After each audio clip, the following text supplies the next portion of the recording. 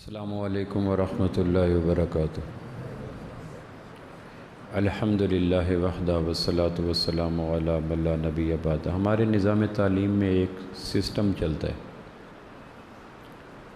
ہم لوگ جب پیپر بناتے ہیں، سوال نامہ پرچہ، تو لکھتے ہیں پہلا سوال لازمی ہے، باقی 6 میں سے کوئی سے 4 کرے۔ ایک نظام ہے، پرائمری جماعت سے لے کر آگے تک چلتا ہے۔ پہلا سوال لازمی ہے، باقی 4 میں سے کوئی سے 3 کرے۔ اگر طالب علم وہ جو 4 میں سے 3 کرنے ہیں یا 6 میں سے 4 کرنے ہیں وہ 6 کے 6 کر دے اور پہلا نہ کرے تو فیل ہوتا ہے، اور اگر پہلا جو لازمی ہے وہ کر دے، باقی 6 میں 4 کی بجائے 3 کر دے تو پاس ہو جاتا ہے۔ اسلام کے پیپر کا مزاج بھی اس طرح ہے، کچھ سوال لازمی ہیں، وہ کوئی بھی ہے، ہر عاقل بالغ پر لازمی ہے۔ اس میں کسی کی غربت، کسی کا مسافر ہونا، کسی کا بیمار ہونا، کسی کا دیہاتی ہونا، کسی کا پریشان ہونا، کوئی رکاوٹ نہیں۔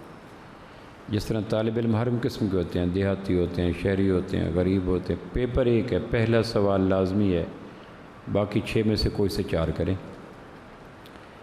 اب کوئی طالب علم کہے میں غریب ہوں، میں دیہاتی ہوں، میرے ماں باپ ان پڑھ ہیں، تو اس سے ممتحن کو کوئی چھوٹ نہیں ہے۔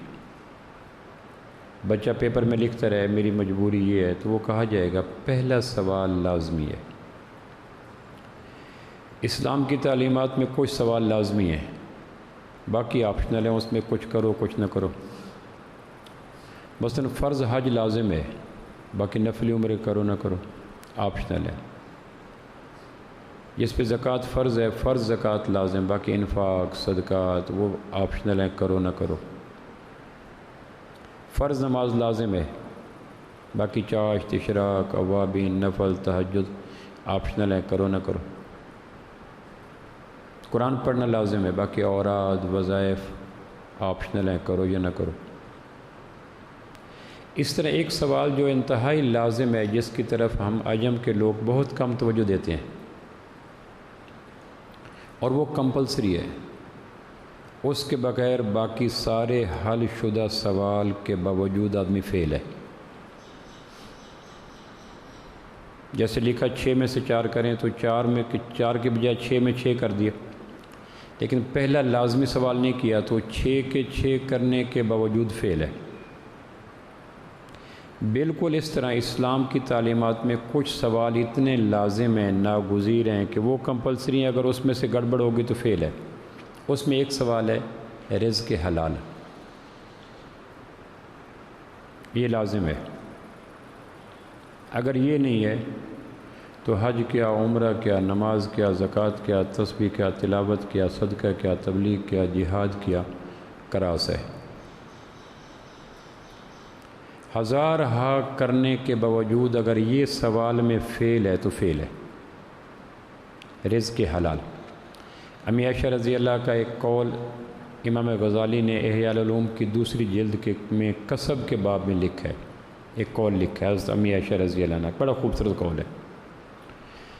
قول کا مفہوم یہ ہے کہ تم افضل عبادت سے لا علم ہو اور غیر افضل کرتے ہو۔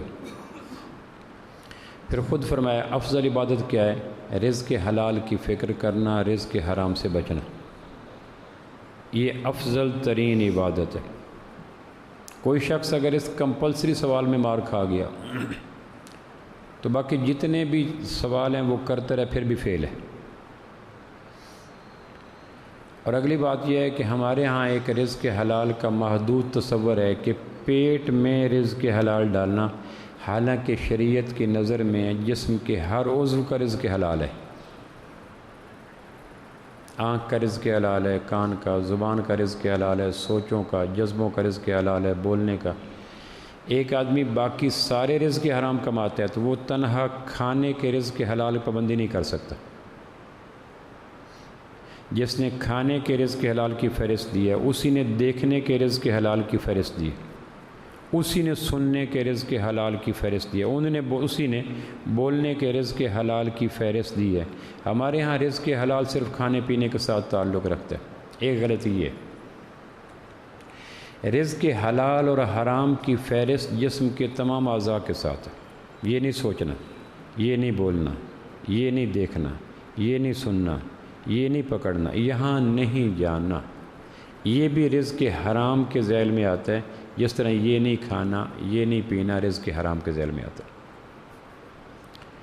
قرآن مجید میں جب بھی دو لفظ اکٹھے آئے ہیں، جس طرح اقیم الصلاۃ والزکاۃ ہے نا، یہ قرآن مجید میں ایک کمبینیشن جوڑا چلتا ہے، جہاں بھی دیکھیں گے یہ جوڑا چلے گا، اقیم الصلاۃ والزکاۃ، اقیم الصلاۃ۔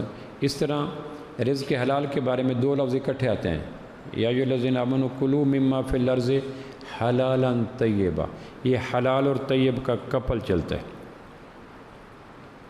قرآن مجید میں جب بھی آپ پڑھیں گے حلال اور طیب، یہ ایسے جڑواں چلیں گے جس طرح ٹوین برادر اکٹھے چلتے ہیں، یا اقیم الصلاۃ والزکاۃ اکٹھی چلتی ہے۔ حلال کسے کہتے ہیں؟ دو چیزوں کا نام حلال ہے۔ میری بات کو غور سے سنیے گا، کیونکہ یہ کمپلسری سوال ہے۔ نماز، روزہ، حج، زکوٰۃ، جہاد، تسبیح، تلاوت، انفاق، سارے اپنی جگہ، لیکن اگر یہ سوال حل نہیں کیا تو سارے سوال پہ زیرو ہے۔ رزق حلال میں اگر آدمی مار کھا گیا اور رزق حرام کا استعمال کر بیٹھا، تو ایسے ہی جیسے ایک آدمی نیند کے اندر بھاگ رہا ہو۔ آپ نے دیکھا ہوگا کبھی خواب میں نیند کے اندر آدمی دیوانہ وار بھاگتا ہے، ہارٹ بیٹ بھی تیز ہو جاتی ہے، پسینے بھی آ جاتے ہیں، اور پیچھے سانپ لگا ہوا ہے، سیلاب لگا ہوا ہے، اور آدمی اتنا بھاگ رہا ہے کہ کبھی چیخ بھی مار دیتا ہے، لیکن جب آنکھ کھلتی ہے تو 1 ملی میٹر بھی سفر طے نہیں ہوتا۔ وہی چارپائی، وہی کمرہ، وہی تکیہ، وہی ادوین، 1 ملی میٹر بھی طے نہیں ہوتا۔ تو جس طرح خواب میں بھاگنے والے کی ہارٹ بیٹ بھی تیز ہوگی، نبض بھی تیز ہو جائے گی، تھکن بھی آ جائے گا، پسینہ بھی آ جائے گا، وجود شرابور بھی ہو جائے گا، چیخ بھی ہو جائے گا، لیکن سفر طے کوئی نہیں ہوگا۔ کعبہ کے رب کی قسم، حرام کھانے والے کا روحانی سفر طے ہوتا ہی نہیں۔ وہ طواف کرے، عمرے کرے، حج کرے، زکوٰۃ دے، سب کچھ کرے، لیکن اس کا سفر طے نہیں ہوتا۔ جتنا اللہ نے رسولوں کو کہا، یا ایھا الرسول کلوا من الطیبات، اے رسولو حلال کھاؤ، واعملوا صالحا، پھر عمل کرنا۔ اب رسولوں کا عمل کتنا شاندار ہوتا ہے۔ قرآن نے رسولوں کو شرط لگائی، حلال کھاؤ، پہلے کلوا من الطیبات، پھر واعملوا صالحا۔ تو حلال اور طیب یہ کپل ہیں جو اکٹھے چلتے ہیں۔ حلال دو چیزوں کا نام ہے۔ پہلی یہ ہے کہ جس کو اللہ حلال کہے وہ حلال ہے۔ حلال اور حرام کی فہرست کا اختیار اللہ نے اپنے محبوب صلی اللہ علیہ وسلم کو نہیں دیا۔ آپ اندازہ کریں کتنا حساس، نازک اور سینسٹیو ایشو ہے کہ صاحب وحی پیغمبر کو بھی حلال کو حرام اور حرام کو حلال کرنے کی اجازت نہیں ہے۔ تھرڈ ون کون ہے؟ آپ نے 1 مہینے طے کیا کہ میں شہد نہیں پیوں گا، سورہ تحریم میں آتا ہے، آغاز یہاں سے 1 مہینے آپ نے طے کیا میں نے شہد نہیں پینا۔ اب یہ نہیں تھا کہ لانگ لائف، ہمیشہ شہد حلال ہے، آپ نے امت کے لیے حرام قرار نہیں دیا، اس کی شرعی فقہی اعتبار سے حرام قرار نہیں دیا، کہا 1 مہینہ میں نہیں پیوں گا۔ تو وہی آگے لِمَ تُحَرِّمُ مَا أَحَلَّ اللَّهُ لَكَ، ہمارے حلال کو حرام کرنے والے آپ کون ہوتے ہیں؟ یا ایھا النبی، یہاں سے آغاز ہے، اے میرے نبی، لِمَ تُحَرِّمُ مَا أَحَلَّ اللَّهُ لَكَ، ہم نے ایک چیز کو حلال کیا، آپ نے از خود حرام کیوں کیا؟ تو 1 مہینے کے لیے جزوی طور پر اپنے اوپر کسی وجہ سے حلال کو حرام کرنے پہ باقاعدہ وہی اتر آئی، تو مستقل کون کرے؟ تو حلال کی پہلی شرط یہ ہے کہ اللہ حلال کرے، عقل، طب، میزان، ذوق کی بنا پہ حلال حرام نہیں ہوتا، یہ پہلی شرط ہے۔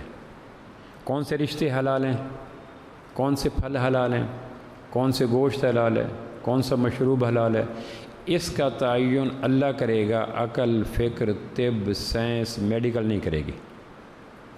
اور میں نے آپ کو پیک کی مثال دے دی کہ آمنہ کے لال صلی اللہ علیہ وسلم کو فرمایا لِمَ تُحَرِّمُ مَا أَحَلَّ اللَّهُ لَكَ تَبْتَغِي مَرْضَاتَ أَزْوَاجِكَ، اگر آپ کو موقع ملے سورۃ تحریم کو آغاز کیجیے گا، اس میں یہ بات حلت اور حرمت کی ساری احکام کی تفصیل اللہ کے پاس ہے۔ یورپ اس میں مار کھا گیا۔ یورپ اللہ کے حلال کو حلال نہیں مانتا، بلکہ وہ میڈیکل بنیاد پر ہر وہ چیز جس پہ گوشت ہے کھا لے گا، ہر وہ چیز جو سکون دیتی ہے پی لے گا، ہر وہ چیز جو اچھی لگتی ہے دیکھ لے گا۔ حلت اور حرمت کے آسمانی پیمانے کو یورپ نہیں مانتے، اس لیے 4 بڑے نقصان ہو رہے ہیں یورپ کے یہاں۔ نمبر 1، سکون ختم ہے۔ میں نے یورپ کو قریب سے دیکھا، ان کے اندر میں نے راتیں گزاری ہیں، دن گزارے، ان کی قریب سے دیکھا۔ چھلکے سجے ہوئے ہیں پھلوں کی دکان پر، ملبوس خوشنما ہے مگر جسم کھوکھلے، سکون نہیں ہے۔ دوسرا، ان کی اولاد ان کے ہاتھوں سے نکل گئی ہے، انہوں نے ان کا بچپنا خراب کیا حرام سے، انہوں نے بڑھاپا تباہ کیا ان کے اولاد کا، والدین کا، اولڈ ہوم کے روپ میں اولاد ہاتھوں سے نکل گئی۔ اور تیسرا، ڈپریشن کا مرض عام ہے۔ اور چوتھا، پاگل خانے بہت زیادہ ہیں۔ جتنے پاگل خانے ویسٹ میں ہیں، جتنے ڈپریشن ویسٹ میں ہے، جتنا سکون اور گولیاں ویسٹ میں ہیں، کہیں نہیں ہے۔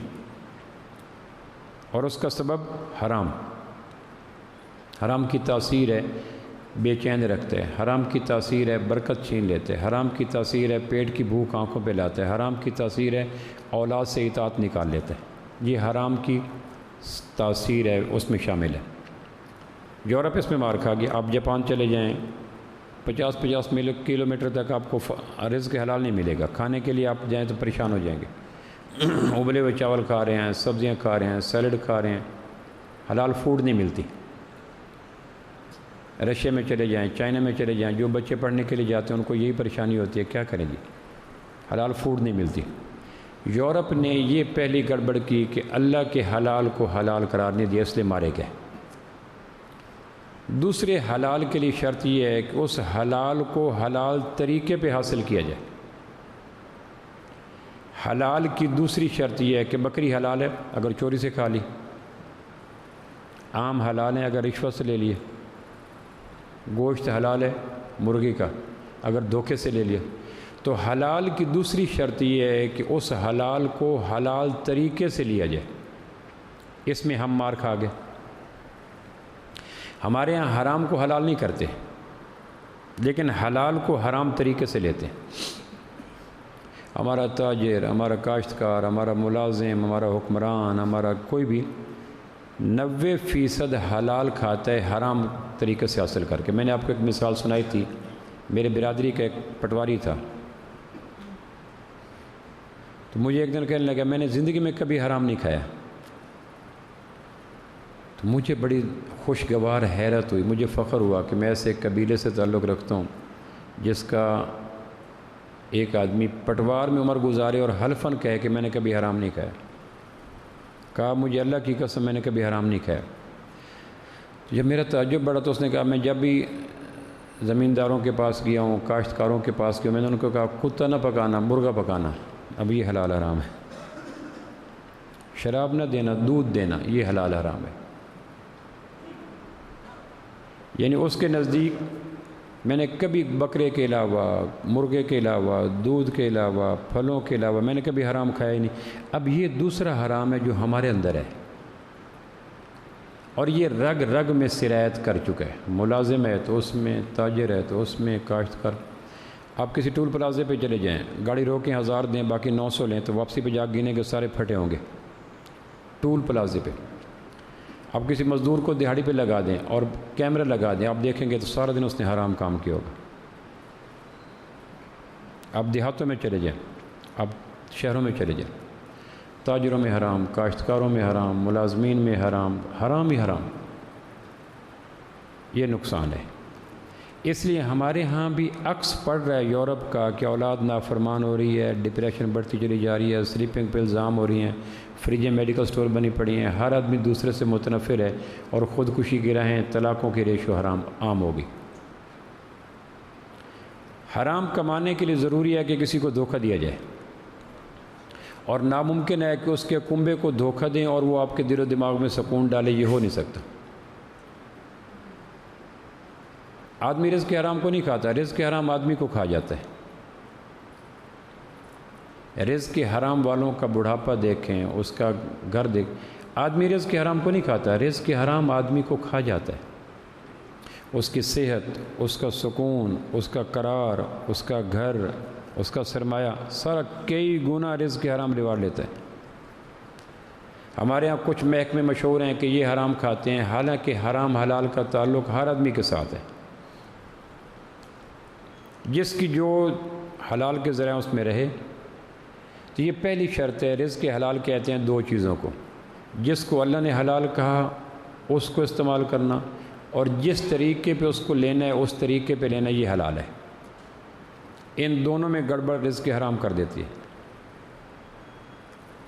رزق حلال کی تربیت چار جگہ پہ ہوتی ہے، اچانک نہیں ہوتی۔ جیسے میں نے ابھی لیکچر دیا اور ہم میں سے کسی نے جا کے رزق حرام سے توبہ کر لی، کوئی تاجر ہے، کوئی ملازم ہے، کوئی کاشتکار ہے، کسی نے بیٹی کا حق مارا، چیک نہیں دیا، جا کے گھر واپس کر دیا، ایسا نہیں ہوگا۔ رزق حرام کی تربیت چار جگہ پہ ہوتی ہے۔ نمبر ایک، والدین کرتے ہیں، بچپن میں لاشعور میں ڈالیں بیٹا رزق حرام نہیں کھانا۔ اولاد کو کھلانا فرض نہیں ہے، اولاد کو رزق حلال کھلانا فرض ہے۔ یہ غلط کنسیپٹ ہے کہ اولاد کو کھلانا بھی تو دین ہے، کہ اولاد کو کھلانا دین نہیں ہے، اولاد کو حلال کھلانا دین ہے۔ ورنہ اسی کا گلہ کریں گے، اسی کے پریشان ہوں گے، یہی آپ کو آئسولیشن میں لے جائیں گے، یہی آپ کے بڑھاپا خراب کریں گے کہ بابا حرام کھلا کے آپ نے ہمارا بچپنا برباد کیا، ہم گریبان پکڑ کے آپ کا بڑھاپا خراب کرتے ہیں، کانٹوں کی طرح آنکھوں میں چبھیں گے، لہجہ ان کا تندور بن جائے گا، انداز اس کا پریشر کوکر بن جائے گا، ہم ڈر کے ہمارے بات نہیں کر سکیں گے۔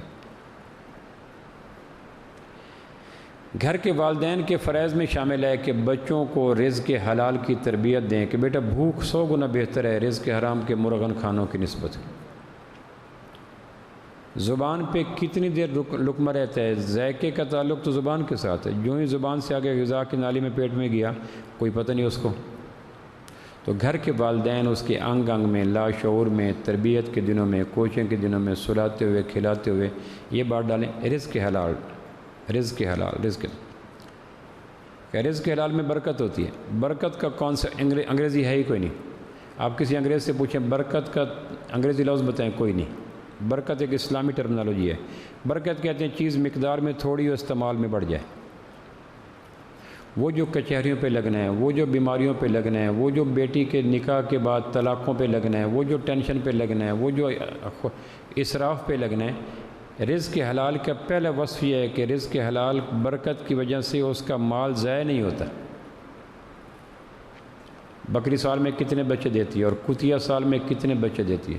ہمارے علاقے کے دونوں جانور ہیں، 12 14 بچے دیتی ہے کتیا، اور دنیا کا کوئی انسان کتیا کو بچوں کو نہیں کھاتا۔ اور بکری کے بچے سال میں 1 2 کتنے لوگ کھاتے ہیں؟ ہفتے میں 5 دن بکریاں شہر میں کتنی ذبح ہوتی ہیں، ملک میں کتنی ذبح ہوتی ہیں، حج پہ کتنی ذبح ہو جاتی ہیں، لیکن ریوڑ پھر بھی حلال کے نظر آتے ہیں، ریوڑ حرام کے نظر نہیں آتے۔ حالانکہ کتوں کی عمر لمبی ہوتی ہے، بکریوں کی عمر تھوڑی ہوتی ہے۔ 1 سال کے بعد بکریاں چھری کے نیچے آنا شروع ہو جاتی ہیں، بکریاں۔ ریوڑ پھر بھی بکریوں کے نظر آتے ہیں۔ اگر آدمی کو اس کو معاشی اصولوں پر رکھنا چاہے کہ ذبح بکریاں ہو رہی ہیں، بکریاں تھوڑی پیدا ہو رہی ہیں، ریوڑ پھر نظر کیوں آتے ہیں؟ تو اس کا جواب اس کے علاوہ کوئی نہیں کہ حلال میں برکت ہوتی ہے، حرام میں برکت نہیں ہوتی۔ اور حرام کا خاصا سکون ہے ہی نہیں۔ جس آدمی کہے کہ انگارے سے زبان پہ پھولوں کی رس آ جائے، انگارہ ہے وہ زبان کو جلائے گا، حرام ہے وہ اولاد کو نافرمان کرے گا۔ تو والدین کے فرائض میں شامل ہے پڑھاتے ہوئے سکھاتے ہوئے بیٹا حرام نہیں کرنا، تاجر ہو تو حرام نہیں کھانا، بس ہمیں ایک بات پہ پابند ہیں، کلوا مما فی الارض حلالا طیبا۔ باقی اگر یہاں ضروریات پوری نہ بھی ہوئیں، اچھی چیزیں نہ بھی مل سکیں تو لہم فیہا ما یشاؤون، جنت ایک جگہ آ رہی ہے، افطاری کے بعد دسترخوان بھر جاتا ہے روزہ داروں کا، سارا دن بغیر روزے والے کھاتے رہتے ہیں، شام کو بھرے پورے دسترخوان افطاری والوں کے، روزے والوں کا مقدر ہوتے ہیں۔ دنیا میں بیٹا ہم نے حرام سے روزہ رکھنا ہے، اور شام کو جب موت کے وقت افطاری ہوگی تو اللہ کہے گا بھر دو ان کے دسترخوان، تو شام کو روزے والے کتنے خوش ہوتے ہیں۔ بے روزہ اگر بیٹھنا بھی چاہے تو اس کا ضمیر اس کو ملامت کر رہا ہوتا ہے۔ اگر ہم نے حرام سے روزہ رکھ لیا تو شام کو افطاری ہو جائے گی. والدین کے ذمے ہے بچوں کو انگ انگ میں اونڈیلنا، حرام نہیں کھانا. عبادات آسمانوں کی طرح جاتی نہیں ہے. کل پرسوں میری گلی میں کچھ بچے طوطے لے کے پھر رہے تھے. ایک نے طوطا چھینا پھینکا تو وہ دھڑام سے نیچے زمین پہ آ گرا. میں نے کہا یہ کیا ہوا؟ طوطا چشم تو مشہور ہوتا ہے، طوطا کسی کے ہاں ٹکتا نہیں. اس نے کہا جس کے پر نوچ ڈالے گئے، پر نوچے اس نے ایسے پروں کو ہلایا تو بیچ میں سے ہوا گزر گئی، ہوا کا پریشر نہ بنا اور طوطا زمین پہ دھڑام سے آ کے گرا، یعنی 3-4 فٹ کے بعد نیچے گر گیا. حرام کھانے والے کے قبولیت کے پر نوچ دیا جاتا ہے. نماز دھڑام سے نیچے، حج دھڑام سے نیچے، روزہ دھڑام سے نیچے، تبلیغ دھڑام سے نیچے، تلاوت دھڑام سے نیچے، منہ پہ مار دی جاتی ہے. عمرے پہ عمرے، حج پہ حج، یہ ضروری نہیں ہے، حلال کمائی ضروری ہے. امام مالک رحمہ اللہ کا ایک قول ہے، غالباً انہی کہ ایک شک شبہ والا روپیہ مجھے چھوڑ دینا 6 لاکھ درہم کے خرچ کرنے سے بہتر ہے. مجھے اگر 2 چیزوں کے اختیار کی جائے، 1 روپیہ لیکن ہے شک حلال ہے یہ حرام، اور دوسرا یہ 6 لاکھ روپے ہیں، یہ 6 لاکھ درہم ہیں، یہ اللہ کے راستے میں خرچ کرو. میں کہوں گا اللہ کے راستے کے 6 لاکھ خرچ کرنے سے بہتر ہے 1 روپیہ شبہ کا چھوڑ دینا. شبہ اس میں بھی میرا ہے، کسی اور کا. دوسرا یہ حلال کی شوق پیدا کرنا مسجد کے خطبہ کے ذمہ ہوتا ہے کہ وہ ضروری مسائل کو ڈسکس کریں. 8 تراویح ہیں، 20 تراویح ہیں، ہاتھ سینے پہ ہے، ہاتھ نیچے ہے، آمین اونچی ہے، آمین نیچے ہے، پاؤں چوڑے ہیں، پاؤں نہیں ہے، 11ویں شریف ہے، 12ویں شریف ہے، فلاں. ان چکروں کی بجائے ضروریات جو لازمی سوال ہیں اس کی کوچنگ کرائیں. حضرت عمر چھپ چھپ کے خطبے سنتے تھے کہ جمعوں کے خطبوں میں غیر ضروری باتیں تو نہیں کرتے. خطبہ کے واعظین کے ذمے ہے کہ لوگوں کو حلال کی تیاری کروائیں، سیرت سازی. تیسرا یہ کام دینی درسگاہ یا عصری سکولوں کے ذمہ ہے، جہاں استاد پڑھا رہا ہے تعلیم کے ساتھ تربیت کرے، تعلیم کے ساتھ تربیت کرے. اور چوتھا حکمران وقت کے ذمہ ہے کہ حرام کمانے والوں کو کنڈیم کرے، پاؤں کے نیچے رکھے. جب اس عہدے پہ نہیں تھا تو کیا تھا، جب عہدے پہ آ گیا تو کیا ہو گیا، کون سا اس کو پرکھنا مشکل ہے. تمہاری تنخواہ اتنی ہے، اس تنخواہ سے کوٹھی دکھاؤ، 40 لاکھ کی کار دکھاؤ، 50 لاکھ کا پلاٹ دکھاؤ، 2 کروڑ کا یہ دکھاؤ، تنخواہ سے نکال کے دکھاؤ. یہ 4 ادارے ہیں جو حلال کا شوق پیدا کر سکتے ہیں. گھر کے والدین تو وہ ادارہ بند ہے. مسجد کے خطبہ تو ان کو 8-20 کے نور بشر سے فرصت نہیں. اسکول کے ادارے تو وہاں تعلیم ہے، تربیت ہے ہی کوئی نہ. اور حکمران ان کے ترجیحاتی اور ہیں. دوسری چیز ہے حلالً طیبہ، طیب کھاؤ. یہ ہمیشہ جوڑا چلتا ہے، حلال اور طیب. طیب کسے کہتے ہیں؟ جو کھانے والے کو پسند ہو. سبزیاں کتنی حلال ہیں ان کی گنتی کریں تو شاید 100 ہو جائے. گوشت کتنے حلال ہیں تو گنتی کریں تو 200 ہو جائیں گے، چکور فاختہ. پھل کتنے حلال ہیں ان کے گنتی کریں تو شاید 500 پھل ہو جائیں. لیکن مجھے کون سی سبزی پسند ہے، مجھے کون سا پھل پسند ہے، مجھے کون سا گوشت پسند ہے، جو میری پسند ہے اس کو طیب کہیں گے. اس لیے جب کسی کی دعوت کی جائے تو میزبان کے ذمہ 2 چیزوں کا خیال رکھے دعوت کرتے ہوئے مہمان کے حوالے سے. جب کسی کی دعوت کریں تو 2 چیزوں کا خیال رکھیں. مہمان کو حرام نہ کھلائیں. اللہ پوچھے گا اس کی عبادات کے آگے جیمر تم نے لگا دیا حرام کھلا کر. اور اگر مہمان کو پتہ ہو کہ فلاں آدمی دعوت کر اور اس کا ذریعہ معاش حرام ہے تو اس کا نہ جانا فرض ہے. اگر مہمان کو پتہ ہے کہ جس کے ہاں میں جا رہا ہوں اس کا ذریعہ معاش حرام ہے اور واضح ہے اور ڈھکا چھپا نہیں ہے، تو پھر اس کا وہاں حکمت سے انکار کرنا فرض عین ہے. جس طرح اپنے آپ کو حرام سے بچانا فرض ہے، اس طرح کسی کا حرام سے بچنا بھی فرض ہے. امام ابو بکر جساس رحمہ اللہ نے احکام القرآن میں لکھا ہے جن پرندوں سے شکار کرتے ان کو بھی حرام نہ کھلاؤ. ان کو حرام کھلانا کبیرہ گناہ ہے. یعنی بعض سے اگر آپ شکار کرتے ہو تو بعض کو حرام نہ کھلاؤ، باقاعدہ ذبح کر کے چیز کھلاؤ. امام ابو بکر جساس رحمہ اللہ نے احکام القرآن میں یہ بات لکھی ہے. تو جن سے آپ حلال لینا چاہتے ہیں کہ یہ فاختہ کو پکڑ کے لائے، چکور کو پکڑ کے لائے، تلیئر کو پکڑ کے لائے، اور اس کے پیٹ میں حرام ڈال رہے ہیں، تو حرام کھا کے حلال کیسے لائے گا؟ جس شکار سے شکار کرتے ہیں اس کو حرام نہ کھلانا، تو اولاد کو حرام کھلانا۔ رزق حلال فرض ہے، رزق فرض نہیں ہے۔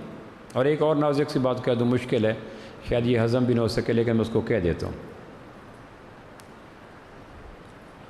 ایک آدمی کے پاس رزق اتنا وافر مقدار میں موجود ہے، میراث میں رقبہ آ گیا، میراث میں 50-100 دکانیں آ گئیں، کہ اگر وہ نہ کمائے تو اس کو رزق حلال ملتا ہے۔ پھر سن لیں، ایک آدمی کو قدرت نے اتنا آسانی دے دی کہ میراث میں یا کسی اور طریقے سے حلال رزق اس کو مل رہا ہے، بغیر کمائے اس کو حلال رزق مل رہا ہے، تو اب اس کا کمائی میں نہ لگنا کمائی میں لگنے سے بہتر ہے۔ پھر میں عرض کرتا ہوں، اور اس آدمی کا کمائی میں لگنا تمام برائیوں کی جڑ ہے، کیونکہ اس نے بیلنے میں ہاتھ کیوں ڈیا؟ دنیا کا مشکل کام ہے حلال رزق ڈھونڈ کے اس کو حلال طریقے سے حاصل کر کے پیٹ میں اتارنا، یہ پل صراط پہ چلنے کے قابل ہے۔ تو جب قدرت نے اس کو بیلنے سے بچایا، بھیڑ کے چھتوں سے بچایا، اس کو 100 ایکڑ مل گیا، 10 مربع مل گئے، 500 دکانیں مل گئیں، پیچھے سے اتنا مل گیا کہ بیلنے میں ہاتھ دیے بغیر، سر دیے بغیر رزق حلال کما سکتا ہے، تو پھر بیلنے میں ہاتھ کیوں دیتا ہے؟ پھر اس کا رزق کے نقشوں میں لگنا ہر برائی کی جڑ ہے۔ پھر وہ کیا کرے؟ 3 کام کرے، دین سیکھے، دین کو خوبصورت اعتبار سے وجود پہ نافذ کرے، اور اس نافذ شدہ دین کو آگے پہنچائے۔ یہ 3 کام کرے۔ یہ اس کے لیے ہے جس کو بغیر کمائے اور کمائی کی محنت میں لگے بغیر قدرت آسانی سے رزق دیتی ہے، وہ اب کمائی میں نہ لگے، قدرت نے اس کو فیسیلیٹیٹ کر دیا۔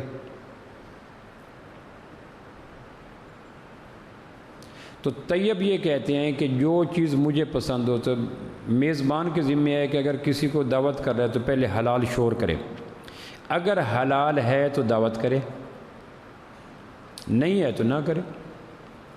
دعوت کرنا مستحب ہے، حلال کھلانا فرض عین ہے۔ جب شکار کے پرندے کو حرام کھلانا حرام ہے، تو مہمان کو حرام کھلانا؟ پہلی شرط یہ ہے، جتنا اس کے پاس حلال ہے وہ دیکھ لے کہ مہینے کی کمائی کے بعد اتنا حلال ہے تو اس کو دعوت دے لے۔ اور اگر مہمان کو پتہ چل گیا کہ اس کی کمائی حرام ہے اور پھر وہ شوق سے گیا، تو اس نے اپنے پاؤں پہ خود کلاڑی ماری، اس نے بھیڑ کے چھتوں میں ہاتھ دے دیا۔ اور دوسرا میزبان کے ذمہ ہے کہ مہمان کا طیب پوچھے کہ تمہیں پسند کیا ہے۔ میرے ایک دوست نے کھانا کیا اور وہ پکایا جو مجھے پسند نہیں تھا۔ اب اس میں شریعت قید نہیں لگاتی، شریعت آپشن دیتی ہے کہ ایک آدمی کو بھنڈی نہیں کدو پسند ہے تو کدو کھائے، کدو اس کے لیے طیب ہے، بھنڈی اس کے لیے حلال ہے۔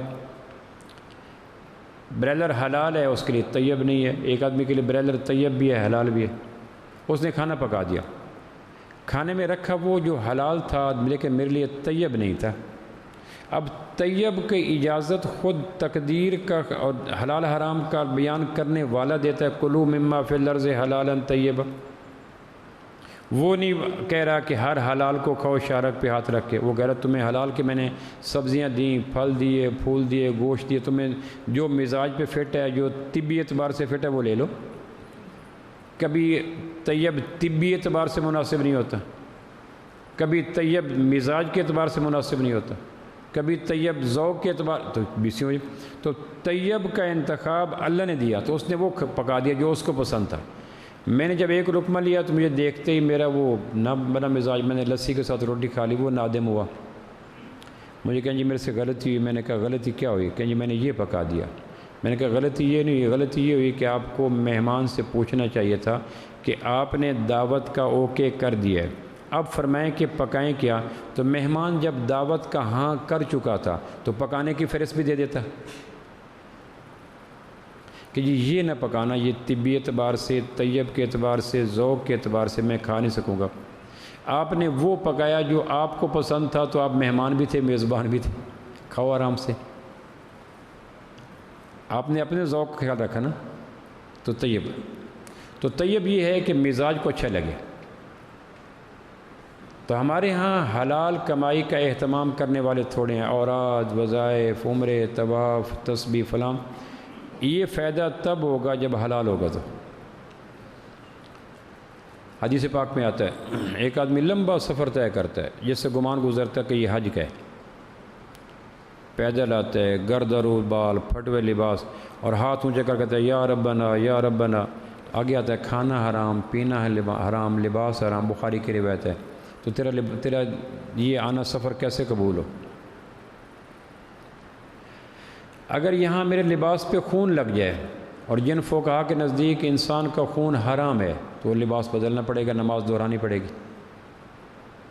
اگر میری ایڑی کے اوپر کوئی ناپاک چیز لگ گئی اور میں نے نماز پڑھ لی، یا میری ایڑی کی بجائے جو میں نے لباس پہنا اس پہ لگ گیا، تو شریعت اتنی حساس ہے عبادات کی قبولی میں کہ لباس کے تانے بانے پہ لگی ہوئی ناپاکی نماز کو دہراؤ. تو اگر کھال کے اندر حرام آ گیا، کبھی کبھی سردی میں لوگ شال پہنتے ہیں، سردی ہوتی ہے گرم شال پہن لیتے ہیں، اس کے نیچے جرسی، اس کے نیچے سویٹر، اس کے نیچے ہائی نیک، اس کے نیچے قمیض، اس کے نیچے 5-6 قمیض سردی میں. تو وہ جو شال پہنی ہے وہ 5ویں نمبر پہ ہے، وجود کے ساتھ مس نہیں کر رہی. وجود کے ساتھ مس کرنے والا کپڑا، پھر نیچے کپڑا، پھر نیچے کپڑا، پھر نیچے کپڑا، 5ویں درجے پہ جا کے وہ شال آتی ہے. وہ اگر ناپاک ہے تو نماز دہرانی پڑے گی. تو اگر خون ناپاک ہے تو یہ وہ سوال ہے جو لازمی ہے. کلوا مما فی الارض حلالا طیبا، حلال پہلے آتا ہے. ہم اللہ کا شکر ایک حلال کا خیال رکھتے ہیں کہ نہ حرام نہیں کھاتے، کوا نہیں کھاتے، فلاں نہیں کھاتے، لیکن جو حلال ہے اس کو حرام طریقے سے حاصل کر کے حلال کو حرام بنا لیتے ہیں. یہاں پھر مار پڑ جاتی ہے. الخلق عیال اللہ، مخلوق اللہ کا کنبہ ہے. حرام کمانے والا اللہ کے کنبے کو اذیت میں ڈال کے لیتا ہے. وہ دیکھا پریشان ہو گیا، نارمل کیس تھا سیزیرین کر دیا، چھوٹی سی بات تھی اس کو بڑھا کے بڑا کر دیا. 50 روپے کا نسخہ تھا، 5000 لگے گا ٹھیک ہو جائے گا. وہ بیچارہ اندھا تھا، کر دیا. اب اللہ کو پتہ ہے کہ یہ میرے بندوں کو اذیت دے کے لے رہا ہے، چکی کے 2 پارٹوں میں پھنس چکا ہے اور اس کو کیش کروا رہا ہے. تو اب قدرت اس کا انتقام لے گی. 20 لاکھ کا جہیز دیا، تیسرے مہینے بچی طلاق لے کے آگے، نہ جہیز آگے کے قابل نہ ولیمہ پیچھے کے قابل. اب یہ کہاں گیا؟ حذر ہے چیرہ دستاں، سخت ہیں فطرت کی تعزیریں. اللہ کی سزا کے کئی طریقے ہوتے ہیں. وہ جس بھولے بھالے کو کیا ہے. یونس بن عبید رحمۃ اللہ علیہ کپڑا بیچ رہے تھے، حریر ریشمی کپڑا. ایک آدمی خریدنے کے لیے آیا تو بے ساختہ کہنے لگے یا اللہ یہ جنت کا حریر ہمارا مقدر فرما. یہ دعا کر دی. پھر کہنے لگے نہیں بھائی نہیں، میں کپڑا نہیں بیچتا، تم میری دعا سے متاثر ہو کر مجھے دیندار سمجھ کر منہ بولا ریٹ دے کے چلے جاؤ گے. میں دین کو دنیا کے لیے استعمال نہیں کرتا. کپڑا نہیں دیا. بے ساختہ زبان سے نکلا یا اللہ یہ حریر جنت میں ہمارا مقدر فرما. تو ذہن میں آ گیا کہ ممکن ہے وہ یہ کہ بڑا نیک آدمی ہے کہ کپڑے کو دیکھ کے جنت مانگ رہا ہے. کبھی میں ہم دین اپنا بیچا نہیں کرتے. ابن سیرین سے کسی آدمی نے بکری خریدی. کہنے کہ بکری کس لیے؟ کھانے کے لیے خریدنی ہے یا نسل کے لیے؟ انہوں نے کہا اس کو آپ سے کیا غرض؟ کہنے لگے نسل کے لیے خریدنی ہے تو نہ لو، کیونکہ اس میں ایک مرض ہے کہ یہ چارے کو ضائع کرتی ہے. کھرلی میں پڑا ہوا چارہ بیر پھینکے گی، پاؤں کے نیچے گندا کر دے گی. کھانے کے لیے خریدنی ہے تو ٹھیک ہے. انہوں نے کہا یہ کیوں؟ کہ ہم نے بیعت کی تھی اپنی چیزوں کا عیب بتا کے بیچا کریں گے. اب حلال کی 4 شرائط ہیں. میں آخری بات عرض کر دیتا ہوں کیونکہ یہ چیپٹر بڑا اہم ہے. اسی پہ ساری بنا ہے اسلام کے ایک محل کی. جڑوں میں تیزاب چلا گیا، شاخوں کو سپرے کرتے رہو، پھلوں کو سپرے کرتے رہیں، فائدہ کوئی نہیں. جڑوں میں تیزاب چلا گیا، جڑ کے نیچے پتھر آ گیا تو بے شک کوشش کرتے رہیں، جڑوں کو نیچے جانے کا موقع نہیں ملے گا، درخت خشک ہو جائے گا. حرام کمانے کے بعد نیکیاں کرنے والا ایسا ہی ہے جیسے جڑوں میں تیزاب ہو یا جڑوں میں پتھر ہو اور اوپر سپرے کرتا رہے. بیت اللہ کے طواف بھی مردود ہو جاتے ہیں اگر حرام کمائی کے ساتھ ہوں. تو بیت اللہ کے مسجد کے اندر نماز پڑھے اور جسم کے اوپر ناپاک لگی ہوئی چیز لگی ہوئی ہے تو کون کہے گا کہ حتیم کی برکت سے ناپاک کپڑے کی نماز قبول ہوگی؟ اگر طہارت کے احکام بیت اللہ میں وہی ہیں کہ جی آپ اپنا دوبارہ نماز پڑھیں، کیوں کہ جی آپ کے کپڑے پہ ناپاکی لگی ہے، کہ جی میں نے تو بیت اللہ کے اندر پڑھی ہے، کہ بیت اللہ کی قربت حلت اور حرمت کے احکام کو بدل نہیں سکتی. تو اگر بیت اللہ کے اندر کپڑے کی ناپاکی نماز کے دہرانے کا باعث ہے تو بیت اللہ کے اندر حرام خون کیسے پاک ہو جائے گا؟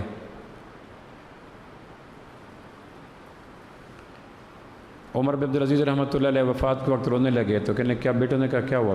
کہ بیٹا حلال ہے نہیں، اور چونکہ سیدنا علی کا قول ہے حساب حلال کا ہوگا، حرام کا حساب نہیں ہوگا. جو حساب ہوگا وہ حلال کا ہوگا، حرام کا تو حساب ہی کوئی نہیں. کیسے کمایا، کہاں خرچ کیا، اس کا حساب ہوگا، حرام کا تو حساب ہی کوئی نہیں. اور حرام والا کہ اللہ کی مخلوق کو دھوکہ دے کر مجھے بیٹوں سے راحت ملے تو یہ ایسے جیسے انگاروں سے شبنم کا رس کشید کرنا، یا تمباکو کے پتوں پہ گلاب لگانا، یا کوے کے انڈوں سے ہنس کے بچے تلاش کرنا، یا بھوسے کے ڈھیر سے سوئی کو تلاش کرنا. یہ ناممکنات میں ہے. اس وقت جو پریشانی اس کا سبب ایک یہ ہے کہ ہم کمائی میں اس درجے کے نہیں ہیں جتنا کتنے بال ہونا چاہیے، کتنا مسواک ہونا چاہیے، کتنی ٹوپی ہونی چاہیے، کتنا کاج ہونا چاہیے. غیر ضروری مسائل کو اتنی لچک دینا کہ ضروری مسائل ختم ہو جائیں. اب آخری بات سنیں، حلال اور حرام کے لیے امام غزالی نے ایک مثال دی، مثال سن لیں. کہنے کہ جن پرندوں سے شکار کیا جاتا ہے، جو ان پرندوں میں صفات شکاری پیدا کرتا ہے وہی حلال کمانے والے میں شرائط ہونی چاہیے. پھر سن لیں، شکار ہمارے یہاں مستقل ایک حکم ہے، سورہ مائدہ میں شکار کے احکام ہے. ہر دور میں شکار ہوتے ہیں. بعض کے ذریعے جب شکاری شکار کرتا ہے تو جن پرندوں کو شکار کی تربیت حاصل ہو جاتی ہے ان کے احکام اور ہوتے ہیں. عام کتا اگر مرغی پکڑ لے، گلی محلے کا آوارہ کتا، جس کو شکار کی تربیت کا مرحلوں سے نہیں گزرا تو اس کا زخمی جانور بھی حلال حرام کی بحث کی جائے گی کہ کتنا اس نے غیرت وار کیا. لیکن اگر سیکھا ہوا کتا مرغی مار کے لے کے آ جائے گا تو بھی حلال ہے. جب کوئی جانور سیکھا ہوا کتا اگر کسی ہرن کا شکار کرے گا تو ہرن دفاع کرے گا، یہ حملہ کرے گا، اس بھاگ دوڑ میں عین ممکن ہے ہرن مر جائے اور غالب گمان ہے کہ مر جائے. تو سیکھا ہوا کتا جس کو شکار کا علم ہے اس کا مرا ہوا حلال ہے، اور جس کو شکار کا علم نہیں اس کا زندہ بھی دیکھا جائے گا. یعنی سیکھنا اتنا بڑا علم ہے کہ کتے کے احکام بدل دیتا ہے. بات سمجھے؟ حلال حرام کا علم اتنی بڑی چیز ہے کہ کتے کے احکام بدل دیتا ہے. تو انسان جن جانوروں کو شکار کے لیے تیار کیا جاتا ہے ان میں 4 صفات ہوتی ہیں. نمبر 1، مہینوں تک بعض کو شکاری ہاتھ پہ رکھ کے فاختہ ذبح کر کے، کبوتر ذبح کر کے، چکور ذبح کر کے کھلاتا ہے اور اس کو یہ کہتا ہے نہ تو نے پرواز کی، نہ اڑان بھری، نہ پکڑا. یہ اس بات کا ثبوت ہے کہ تیرا رزاق میں ہوں، تیرا رب میں ہوں. مہینوں اس کو اڑان کے بغیر، پکڑے بغیر ہاتھ پہ گوشت کھلا کے اس کا یقین درست کرتا ہے کہ تیرا رب میں ہوں. اللہ ماں کے پیٹ میں رکھ کر، ماں کی گود میں رکھ کر، باپ کے سائے میں رکھ کر 20 سال تک بغیر مشقت کے اولاد کو دیتا ہے. یہ اس بات کی نشانی ہے کہ تمہارا رب میں ہو. اس کو کہتے ہیں یقین کا درست ہونا کہ پالنے والا اللہ ہے. آسمان پتھر کو ہو جائے، زمین تانبے کو ہو جائے، بوند ایک نہ برسے، مومن کے ذہن میں کروڑوں حصے کے برابر بھی فکر نہیں ہونی چاہیے کہ کھاؤں گا کیسے، میرا رب اللہ ہے. اس کو یقین صادق کہتے ہیں. وَفِي السَّمَاءِ رِزْقُكُمْ وَمَا تُوعَدُونَ. یہ آیت ایسی خوبصورت ہے کہ تمہارا رزق آسمانوں میں اور ہم تم سے وعدہ کرتے ہیں تمہارا رزق کسی کو نہیں دیں گے. یہ لفظ وعدہ ارادہ نہیں ہے. وَفِي السَّمَاءِ رِزْقُكُمْ، تمہارا رزق آسمانوں میں، وَمَا تُوعَدُونَ، اور ہم تم سے وعدہ کرتے ہیں. پہلا یہ ہے کہ کمانے والے کا یقین دکان پہ نہ ہو، دفتر پہ نہ ہو، کھیت پہ نہ ہو، یقین اللہ کی ذات پہ ہو. دوسرا طریقہ یہ ہوتا ہے رزق حلال کا کہ وہ باز کو پکڑ کر اس کو سارے ہوا میں، اس جس علاقے میں باز نے شکار کرنا ہے اس میں حلال اور حرام جانوروں کی فہرست دیتے ہیں. یہ ایک فاختہ ٹھیک ہے، یہ کوا ٹھیک نہیں ہے، یہ طوطا ٹھیک ہے، یہ کبوتر ٹھیک ہے، وغیرہ وغیرہ. حلال اور حرام کی کاپی دکھلا کر اس کو دکھاتا ہے کہ جب تم ہوا میں اڑو گے کمانے کے لیے پکڑنے کے لیے تو یہ جانور بھی نظر آئے گا، یہ پرندہ بھی نظر آئے گا، اس کو نہیں پکڑنا، اس کو پکڑنا ہے۔ یہ اس کو کہتے ہیں مسنون علم، کہ جب تم تجارت کرو گے، زراعت کرو گے، یہ بھی آئے گا، یہ بھی آئے گا، یہ نہیں کرنا، دھوکہ نہیں کرنا، جھوٹ نہیں بولنا، قسم نہیں اٹھانی، ملاوٹ نہیں کرنی، ذخیرہ اندوزی نہیں کرنی، اپنے آپ کو بیچنا نہیں ہے۔ اس کو کہتے ہیں مسنون علم۔ یہ مہینوں تھکا دینے والی محنت کے بعد بعض اس قابل ہو جاتا ہے کہ جب ہوا میں اڑتا ہے راستے میں فاختہ طوطا نظر آ جائے گا، کوا نظر آ جائے گا، گدھ نظر آ جائے گی، لیکن اس کو پتہ ہے کہ میرے مالک نے کہا تھا یہ حرام ہے۔ ہر کمانے والے کو آمنہ کے لال نے فرمایا یہ تجارت میں حرام ہے، یہ زراعت میں حرام ہے، یہ ملازمت میں حرام ہے، یہ حکومت میں حرام ہے، یہ صنعت میں حرام ہے، پتہ ہے۔ طوطا حرام، بعض حرام کے قریب سے گزر جاتا ہے، نہیں پکڑتا،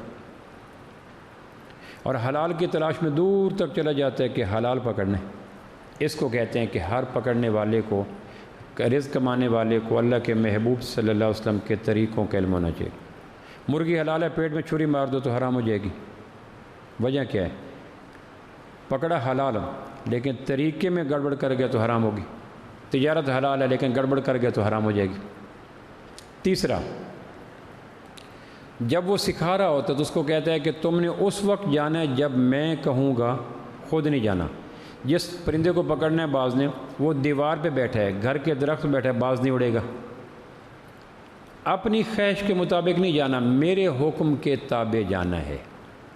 اور نظر آ گیا چکور 100 گز کے فاصلے پر، اور وہ چھوڑے گا تو وہاں چلا جائے گا، اور وہی چکور اگلے دن اپنے درخت پہ آ کے بیٹھے گا تو نہیں جائے گا۔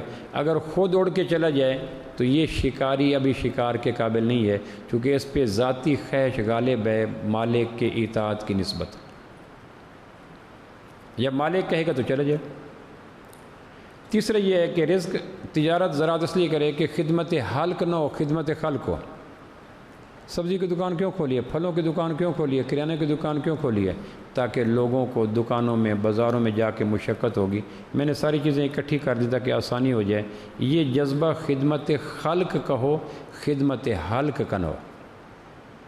ایک نقطہ آگے پیچھے جانے سے حلال حرام میں چلا جاتا ہے۔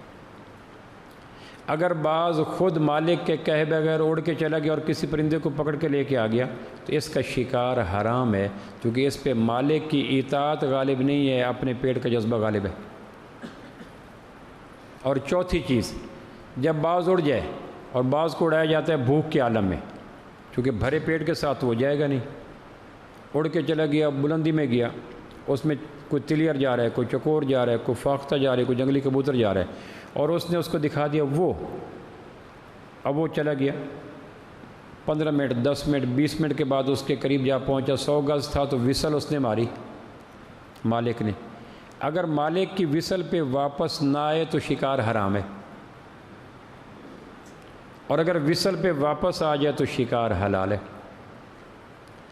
اگر وصل پہ وہ کہ گئے کیوں تھے کہ آپ نے بھیجا تھا، آئے کیوں نہیں میرے کہنے پر؟